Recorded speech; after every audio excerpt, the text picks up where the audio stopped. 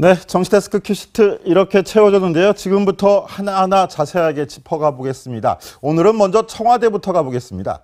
800만 달러 규모의 대북 지원 방안을 밝힌 지 채 하루가 되지 않았는데 북한이 미사일 도발을 벌였습니다. 취재기자 연결합니다. 이동원 기자. 네, 청와대입니다. 네, 청와대 북한의 도발 징후를 미리 감지하고도 대북 지원책을 발표했다 이런 소리가 있던데 맞습니까?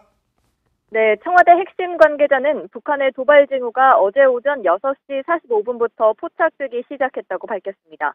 문재인 대통령에게 어제 오전 중 보고가 되었는데요. 어제 CNN과의 인터뷰 때도 문 대통령은 북한의 도발 징후를 알고 있었다고 합니다. 이와 관련해 청와대는 북한의 도발과 인도적 지원은 별개라고 선을 그었습니다. 청와대 핵심 관계자는 미국도 북한을 별개로 지원하고 있는데 북한과 특수관계에 있는 대한민국이 북한의 도발과 인도적 지원을 연계시킬 수 없다는 게 기본 입장이라고 밝혔습니다. 문 대통령은 오전 8시 NSC를 소집했는데요. 문 대통령은 이런 상황에서는 대화도 불가능하다며 북한이 IRBM급 미사일 도발을 감행한 것을 규탄했습니다. 또 우리에게는 북한의 도발을 조기에 분쇄하고 북한을 재기불능으로 만들 힘이 있다고 강조했습니다. 우리 군은 북한 미사일 도발 직후 동해 최전방에서 현무이 탄도미사일 발사로 맞대응했습니다.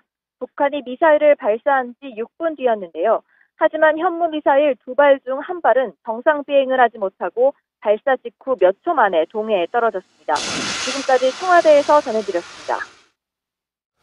네, 북한이 또다시 일본을 넘겨 북태평양 해상으로 미사일을 발사했습니다. 정부의 800만 달러 지원 계획이 나온 지 하루 만에 북한이 도발을 감행하자 정부도 적지 않은 충격을 받은 분위기인데요.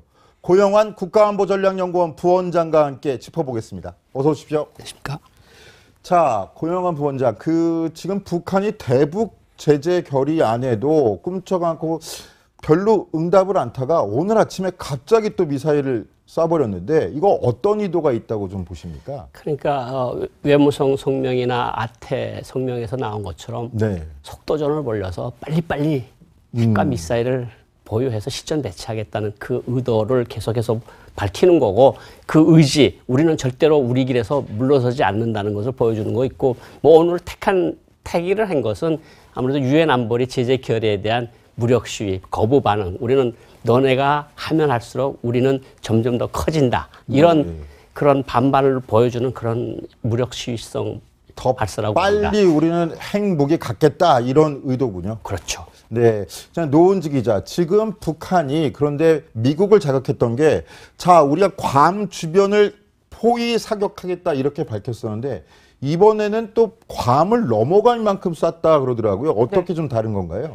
일단은 17일 전에 쐈던 것보다 1000km 정도를 더 나갔기 때문에 이번에 이제 정상 각도로 쏜 거 중에는 가장 긴 거리를 날았다. 이게 합참의 발표입니다. 3700km를 갔는데 괌까지의 거리가 3500km거든요. 그러니까 충분히 괌까지 가고도 남는 거리를 쐈다. 이렇게 설명을 하고 있는 겁니다.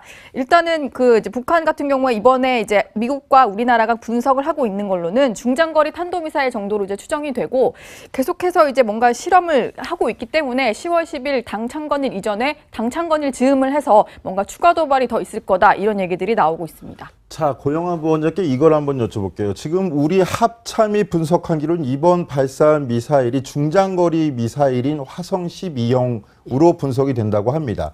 화성 12형이 중장거리라서 한 2,500km에서 5,000km 사거리를 두고 있다는데 이번에는 3,700km를 날려보냈거든요. 이거 거리상으로는 또 어떤 의도가 있을까요? 뭐 거리상으로는 지난 8월 9일 날에 자기네 공언을 했지 않습니까? 괌선 포위 사격을 네 군데다 하겠다고. 그것을 이제 미국이 태도를 보아가면서 하겠다. 그랬는데 이제 유엔 결의가 나왔고 미국이 이제 강경하게 나오니까 우리가 괌에다 대고 쏘진 못하고 괌을 충분히 공격할 수 있다는 것을 보여주기 위해서 사실 일본 쪽 북태평양 쪽으로 발사를 했는데 문제는 일본도 사실은 그것을 요격할 만한 능력이 없다는 데 문제가 있습니다. 근데 우리는 일본은 지금 SM-3라는 거가 이제 한 500km까지 상공으로 지나가는 걸 쏠 수가 있는데 우리는 그 SM-3도 없습니다, 사실은.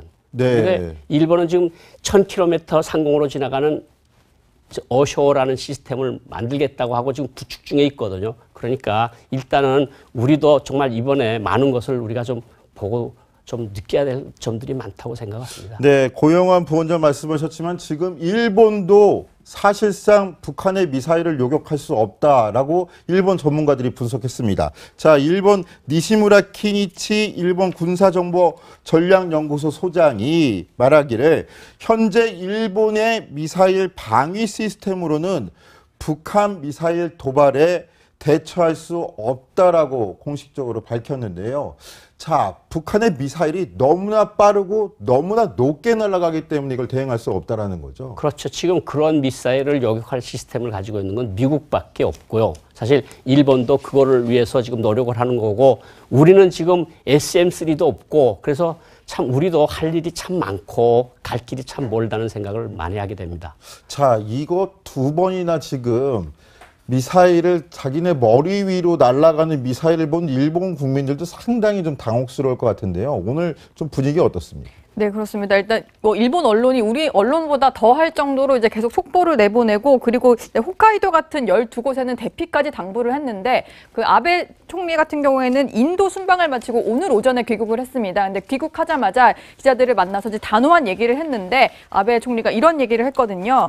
북한이 도발의 길을 계속한다면 미래가 없다. 이렇게 강한 얘기까지 했고 북한 같은 경우는 특히 이제 자신의 어떤 이제 영토를 지나기 때문에 여기에 상당히 민감하게 반응을 할 수밖에 없는데 뭐 어쨌든 오늘 하루 종일 일본 그 정부를 비롯해서 아베 총리는 긴박하게 움직이면서 북한의 동향을 계속해서 파악하고 있는 중입니다. 자, 더구나 더 불안한 거는 북한 김정은의 속셈을 미리 예측할 수도 없다는 거겠죠. 자, 강병규 기자, 이거 김정은 마이웨이 어떤 식으로 지금 진행되고 있는 건가요? 아무래도 김정일과 김정은의 좀 차이가 있다는 게 전문가들의 분석인데요. 조금 더 설명해드리면 먼저 김정일은 어느 정도 예고를 하고 도발을 하는데 김정은은 그런 모습이 보이지 않는다는 겁니다.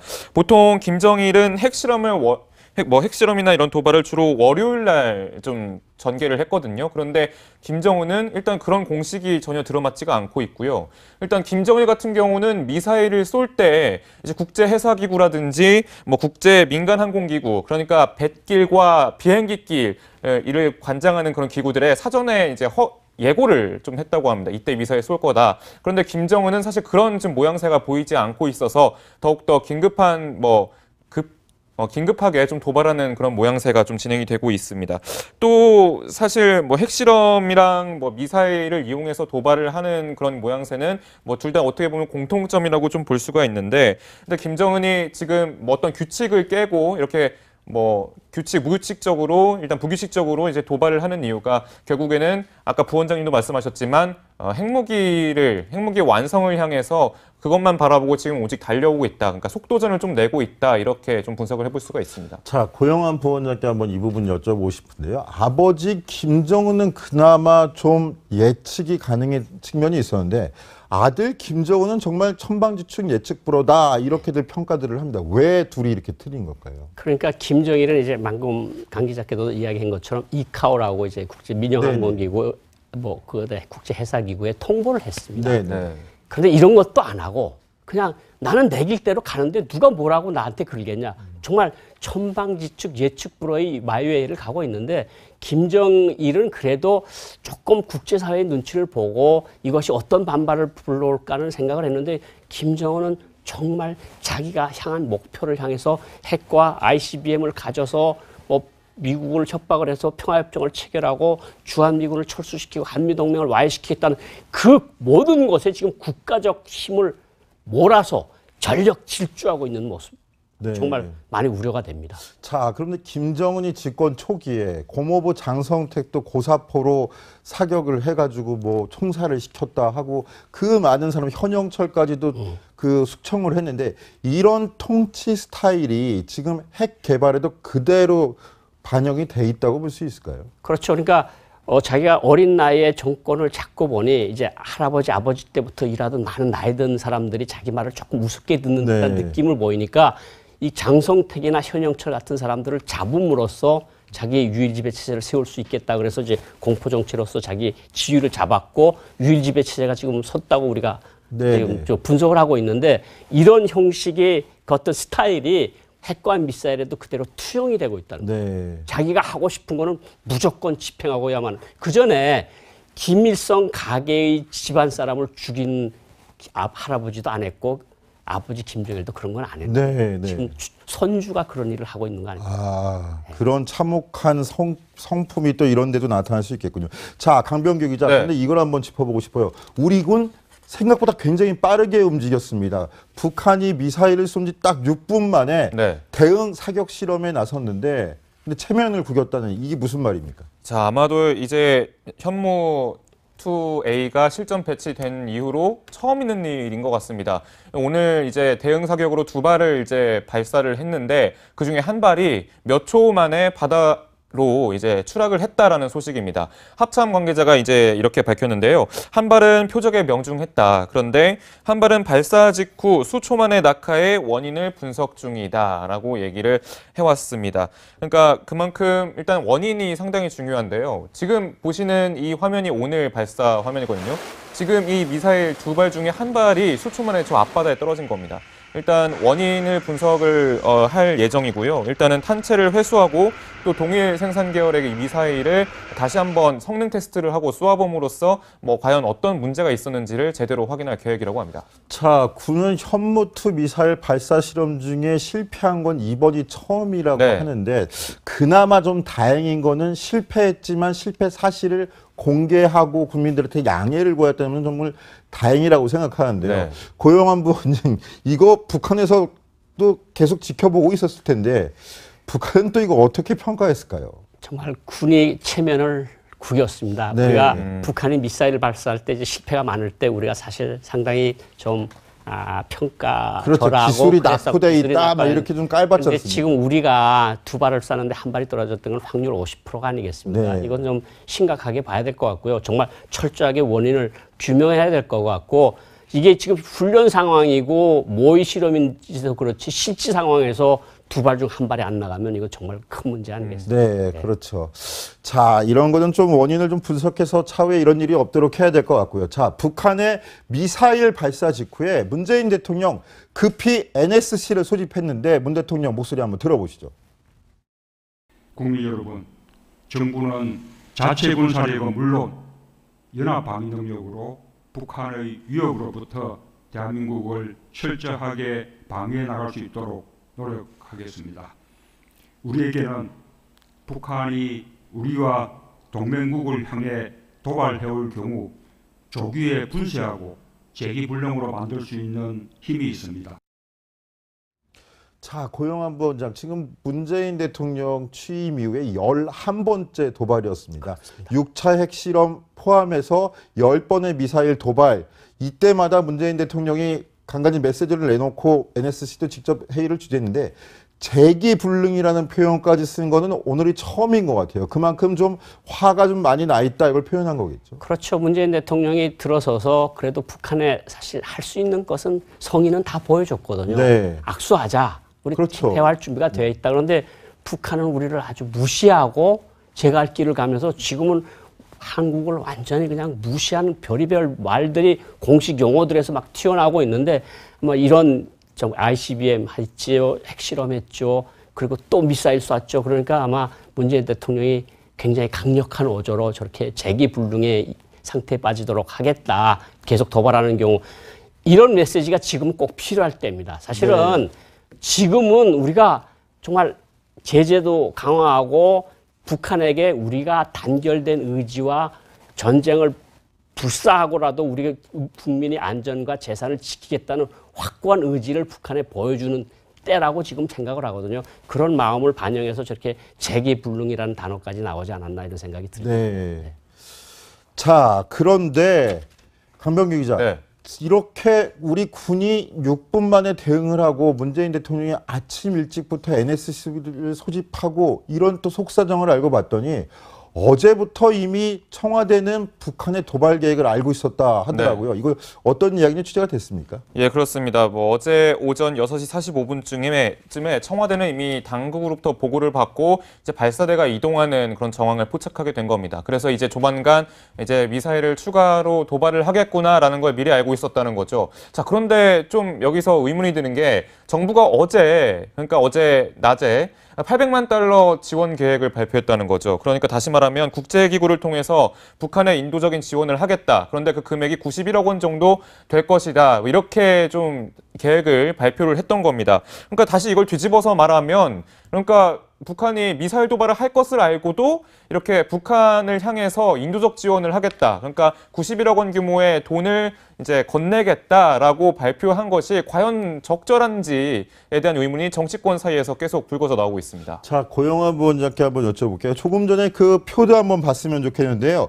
어제 오전 6시 45분에 북한이 미사일을 발사할 징후가 있다 파악이 돼서 이걸 바로 즉각적으로 문재인 대통령한테 보고까지 마쳤답니다. 오전 중에.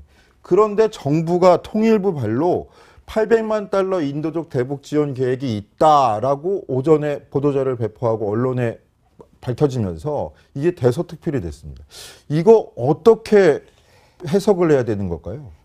기본적인 원칙은 인도주의적 지원 방침에는 변함이 없다. 네. 예를 들어서 갓난애들 그다음에 임산부들 다 우리 동포고 우리 아이들이지 않겠습니까? 그러니까 그런 거를 지원한다는 대원칙에 반대할 사람이 없습니다. 단 시기가 문제고 두 번째는 모니터링이 문제입니다. 사실 예방 백신 같은 것이 들어갔을 때 일부만 잠깐 힘든 아이들한테 보여주는 모습만 촬영하고 그것이 군 장병들, 북한군 병사들한테 예방주사로 들어가고 용량으로 들어가지 말라는 부분은 없거든요. 그러니까 모니터링을 철저히 해야 되는 문제하고 시기적으로는 미사일 발사가 하루 전에 탐지가 됐음에도 불구하고 저런 걸 발표한 건 시기적으로는 조금 문제가 있었고 아마 부처 간에 서로 좀 약간 연락이 좀 안 되고 그랬던 측면이 있지 않았을까. 그건 제가 추정입니다. 그런데 어쨌든 가장 기본적인 원칙은 인도주의적 지원을 하는 것은 맞는데 모니터링을 해야 되고 인도주의적 지원을 언제 어떻게 하는가는 정말 그 정부의 지혜가 필요한 일이 아니냐 이런 생각이 듭니다. 자, 야권의 인사를 만나서 얘기를 들어봤더니 정부가 어제 도발 계획을 미리 알고도 대북 지원 계획을 밝힌 건 오늘 도발이 있은 후에 대북 지원을 발표할 수 없기 때문에 또 시기상으로 그렇게 결정을 했을 가능성도 있다. 투트랙 기지를 강하게 밝히는 또 측면도 있고 이런 얘기도 하더라고요. 근데 강병규 기자, 청와대에선 어떤 생각이었는지 좀 취재가 됐습니까? 앞서 이동훈 기자도 전화 연결을 통해서 좀 설명을 했지만 청와대는 북한의 그 도발에 대한 대처와 그리고 인도주의적 지원은 좀 별개의 문제다 이렇게 밝히고 있습니다. 그리고 이 북한에 대한 도발에 대처하는 것은 북한 정권에 대처를 하는 것이고 인도주의적인 것은 일단 북한 주민들, 강력한 제재 속에서 굶어 죽어가는 북한 주민들을 돕기 위한 그런 대처다 이렇게 밝히고 있고요. 그래서 그리고 이 또한 대북 제재안을 결의한 유엔 안보리의 그런 방침에 전혀 위반되는 것이 아님을 다시 한번 해명했습니다. 자, 그런데 북한이 또다시 미사일을 발사하자 야당은 문재인 정부를 직접 겨냥했습니다. 안보 정책을 향해 비판을 쏟아냈는데 어떤 이야기 들었는지 한번 들어보시겠습니다.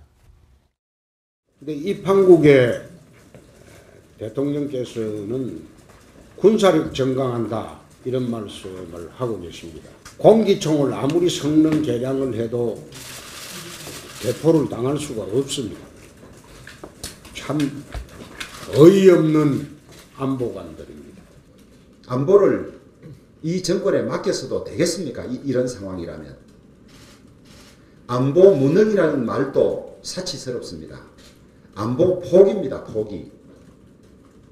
지지자들이 그렇게 두렵습니까? 자, 청와대는 대북 지원과 군사적 대응은 별개다. 이걸 계속 강조하고 투트랙 방침이라고 얘기하지만 두 보수 정당에서는 계속 청와대를 압박하고 있습니다. 특히 홍준표 대표 얘기를 한번 따져보고 싶은데요. 고영환 부원장. 아무리 성량 개량해도 대포 당할 수 없다. 우리 무기 아무리 성량 개량해도 소용없다라는 겁니다. 탄도 중량 아무리 무겁게 해도 북한을 뚫을 수 없다는 건데 사실일까요?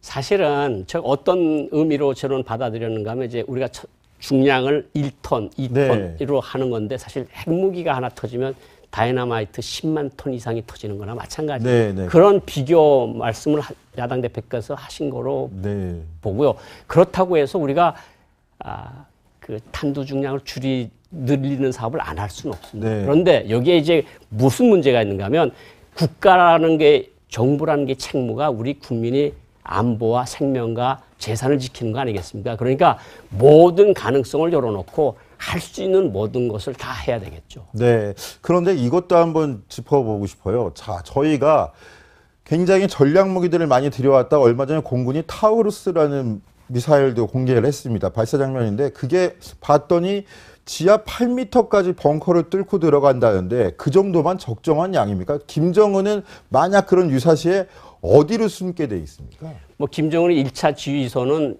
평양 주변에 있고요. 마지막 주휘소는 자강도에 있는 걸로 알고 있는데 그 깊이가 한 150m 정도로 들어가 있는 갱도화된 데 들어가 있어서 아마 타우루스 같은 거로 폭파하기는 아마 힘들 겁니다. 그런데 이제 미국이 가지고 있는 전술 핵무기 같은 거는 지하 100m, 200m 들어가서 완전 그 지하 동굴 자체를 다 흔들어 버리거든요. 그러니까 이거를 우리가 정말 어떤 선택을 해야 되는지 하는 중요한 기로에 우리가 서 있는 것은 틀림없는 것 같습니다. 네, 알겠습니다. 자, 강병규 기자. 그런데 주호영 바른정당 원내대표도 얘기도 한번 짚어보면 지지자들만 그렇게 보냐, 지지자들이 그렇게 두렵냐 했습니다. 문재인 대통령 특히 고공행진하는 지지율이 굉장히 인상적이었는데 지지율 변화는 좀 있었습니까, 그러면? 네, 보수 야당 쪽에서 이제 이런 안보 이슈로 사실 맹공을 퍼붓고 있으면서 3주째 문재인 대통령의 지지율이 확연히 지금 저하되고 있습니다. 지금 보시는 이 그래프인데요.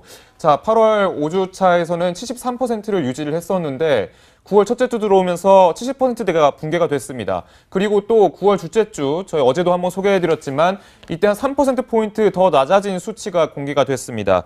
자, 아무래도 이렇게 지지율이 낮아지는 거, 문재인 대통령 지금까지 높은 지지율을 국정 동력으로 좀 삼으면서 그동안 많은 산적해 있는 과제들을 해결해 왔었는데 아무래도 이번 안보 이슈가 다시 부각이 되면서 이 지지율이 지금 하락을 하고 있고 그렇게 되면 남은 이슈, 남은 과제들 어떻게 좀 헤쳐나가야 되는지에 대한 많은 우려가 지금 제기가 되고 있는 상황입니다. 자, 그래도 여전히 제가 보기에는 66%대 지지율이면 상당히 높은 건 맞는 것 같고요. 자, 그만큼 문재인 대통령의 정책을 지지하는 층이 더 많다는 건 좀 여론조사에서 그렇게 반영이 되는 것 같은데, 자, 노은지 기자, 다시 한번 야당 얘기로 한번 돌아가서 물어보고 싶은데, 야당에서 특히 자유한국당에서 10월 남북 정상회담 가능성이 있다 이런 목소리가 나왔다는데 이건 무슨 소리입니까?